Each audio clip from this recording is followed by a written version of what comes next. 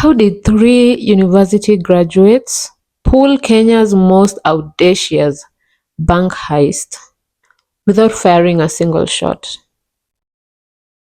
Monday morning, November 20th, 2017, in Thika, Kenya, the branch manager of the Kenyan Commercial Bank walks into the heavy steel vault to prepare for the week's business.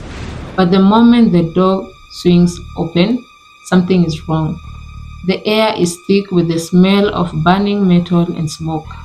The alarms are dead. The security cameras are completely dark, and on the floor lie two massive, heavy-duty safes, sliced completely open with industrial precision. Over 52 million Kenya shillings are gone. No locks were picked, no windows were broken, and the security guards outside had absolutely nothing. How do you walk away with $500,000 from a heavily fortified bank in broad daylight without firing a single shot? The answer lay beneath the earth, hidden right under the feet of the local police. This wasn't a robbery pulled off by desperate street criminals. It was a masterclass in civil engineering, deception, and extreme patience. This is the story of the KCB Thika branch heist, a crime so perfectly executed it shocked the entire nation. To understand how they did it, we have to look at the location. The KCB branch in Thika was considered highly secure.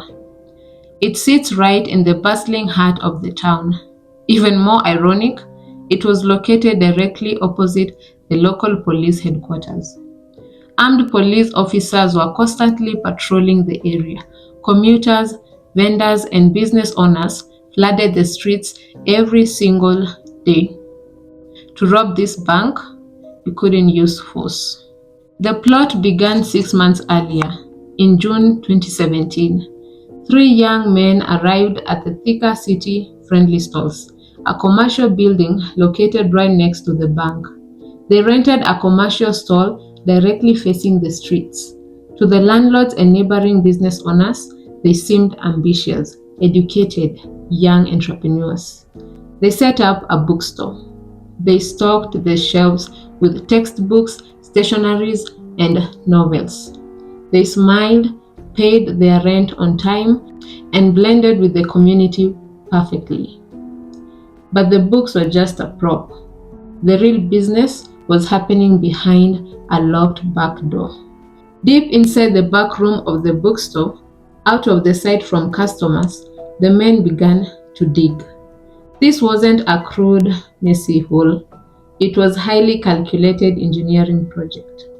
They dug down 10 feet into the ground to clear the foundations of the building. Then they began to tunnel horizontally towards the bank. 30 meters, that is nearly 100 feet of solid earth, rock, and concrete that had to be carved out by hand, inch by inch, over the course of 6 agonizing months. Digging a 30-meter tunnel creates tons of displaced soil. If anyone saw mold of dirt leaving a bookstore, the game would be over. The mastermind engineered a brilliant solution. They tightly packed the excavated soil into standard cardboard book boxes and heavy-duty supply bags. Every single week, they loaded these boxes onto delivery trucks right in front of everyone. To the outside world, they were just shipping out surplus inventory. In reality, they were carrying the very earth from beneath the bank. By mid-November, the tunnel was complete. It ran directly underneath the road, bypassed the bank external walls, and positioned itself beneath the floorboards of the strong room.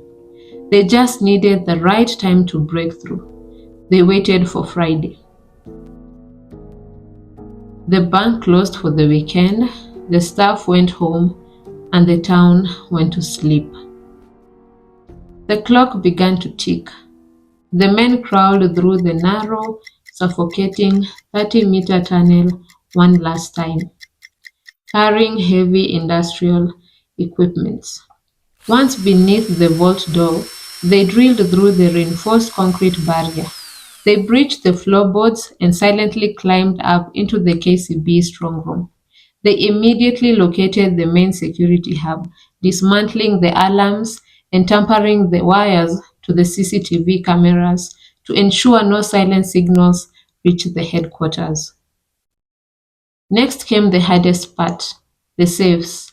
Using a certain torch, they blasted intense, localized heat directly into the reinforced steel. The intense heat slowly melted the lock mechanisms. They pried the heavy doors open and stared at stocks of Kenya shillings, US dollars, and British pounds. They packed 52.6 million Kenya shillings into bags, crawled back through the tunnel, loaded it into a getaway vehicle, and vanished into the night. When the DCI took over the scene on Monday, they expected to look for hardened gang members. But as they traced the tunnel back to the fake bookstore, forensic clues began to paint a different picture. Within 1 week, the police tracked down a lead to a house in Juja, Kiambu County. When they busted through the doors, they arrested the masterminds, and the country was stunned. These weren't career criminals. They were brilliant university-educated youths, two brothers with a degree in electrical engineering and information technology, along with their close university friend. They had used their academic knowledge of structures, electronics, and mapping to execute a flawless heist. In the Juja hideout, police discovered plastic water tanks and gunny bags stuffed with cash.